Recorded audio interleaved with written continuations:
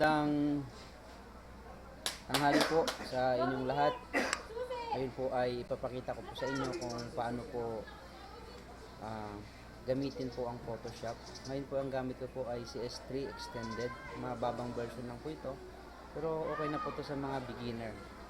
So una po, click nyo po yung file. And then next new. Diyan po makita nyo yung window na new kung saan pwede kang i-set up mo po yung yung size ng inyong gagawing picture o kaya isang tarpaulin layout para sa inyong project. Ano po, kung meron pong mga default photo site, pasensya na po kayo, medyo maingay po dito sa aking lugar.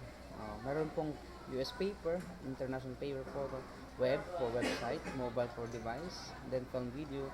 Click ko po yung custom. Halimbawa po, ang gawin kong tarpaulin layout ay 3x2. So, select ko po ang inches. So, yung bali po landscape po yung gagawin ko. Kaya mas mahaba po yung width niya. So, gagawin ko pong 36. At yung height po ay 24. Ibig sabihin yun po ay 2x3 feet po ang size niya. Ang resolution nyo pa po ay 72 lang. Okay na po yan. So, click OK.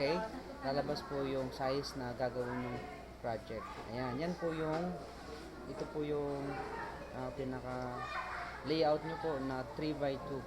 So, ayun po ay karamihan po ginagawa sa tarpaulin ay karamihan text na mag-insert ka ng picture. Okay. So, ito po ang basically po ang tawag po sa layout ay ano po, tawag po sa ay layer po ang tawag sa bawat documents na ginagawa po sa Photoshop. So, yun po ang background. Pwede po kayong palitan. May set po natin yung background sa white. Okay po, ang foreground.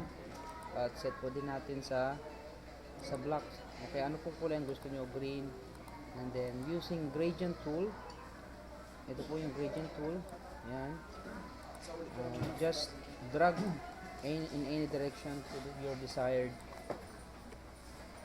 Ayan. Pwede po dito sa up o baba kung ano pang gusto nyo design. Ayan. So, pwede rin po dito para makita nyo po yung design nyo. Ayun po. Maglalagay na po ako ng text sa aking layout. Halimbawa po ay nagpagawa po sa inyo ng tarpaulin para sa birthday. So, halimbawa po ay 7th birthday. So, lalagay po natin happy. Palitan po yung palitan ko po yung text color sa black po. Ayan. Happy 7th birthday. Ayan. Ayan po. So, pwede nyo rin pong palitan ang font ng text na gagamitin nyo po. Ako po, usually ang ginagamit ko po ay yung paborito ko na Bernard Condense. Ayan po ang paborito kong gamitin. So, just Control T para po mapalitan nyo yung size. Ayan, i-drag nyo lang po kanan. Ayan. Ayan po. So, save, apply. Ayan. So, pwede na po kayong maglagay dito ng picture. So, gawin ng picture. Halimbawa, open. Hanap lang po kayo ng picture kung ano pong gagamitin yung pictures. Mag-browse po ako ng picture ng anak ko dito.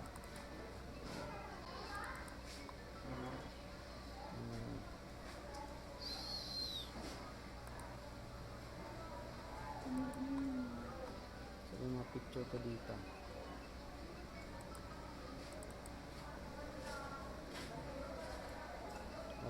Wala akong makita ng picture. Dahil lang. Ayan, ito pala.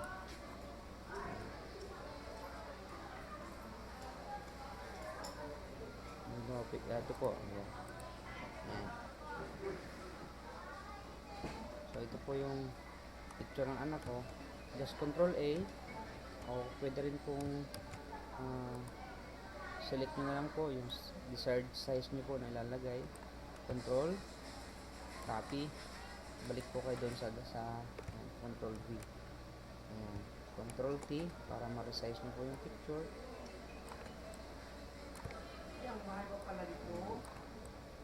Ayan.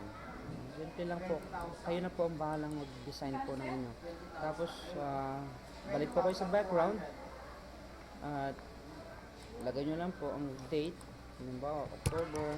Kasi October po ang birthday ng anak ko. October 4, 2016. Ayan po. So, just Control T para po mabago yung size. Ayan. So, meron na tapo tayong apat na layer. Yung layer 1, yung picture. Layer 2, yung happy birthday. Layer 3, yung October 4, at yung background. Depende po sa inyo kung ano pong gusto nyo pang ilagay na text. Halimbawa dito ay yung date po, yung address, o Pag-asa, San Jose Occidental, Mindoro. Ayan. Pwede ko pong ilagay sa baba. Control T para po mabago nyo. Ngayon po, yung happy birthday, napaka-plain po yung text. Pwede nyo pong lagyan siya ng effects, ng layer. Pwede po sa stroke. Ayan. So, nakalagay po dito ang default ay red. Subukan po natin yung red. Dagdagan po lang natin yung size. Ayan. Okay po. Ayan. So, punta po tayo sa happy birthday. Click natin yung FX ilalim, add layer style. Tapos, stroke. Ayan. Okay na po yan. So, pwede rin po natin lagyan ng bevel and emboss. Ayan. Okay na rin po. At pwede po nating drop shadow kaya outer glow. Lagyan po natin ng outer glow. Pili po tayo ng kulay. Kung ano pong kulay na sa atin. Yellow. And then noise. And the size. And the spread. Ayan. Okay po. Ayan. So, ganoon lang po. Ang napaka-basic. Tapos, ang gagawin po para po maging isang layer po siya. Select nyo po lahat na yung kanyang layer. At Control E para po i-merge nyo lahat yung mga layer. Ayan. Pwede nyo na pong i-save. Ang file name nyo po ay nasa desktop. Birthday part. File nyo po ang gusto nyo. MD. Sa desktop na po. Ayan. Ayan.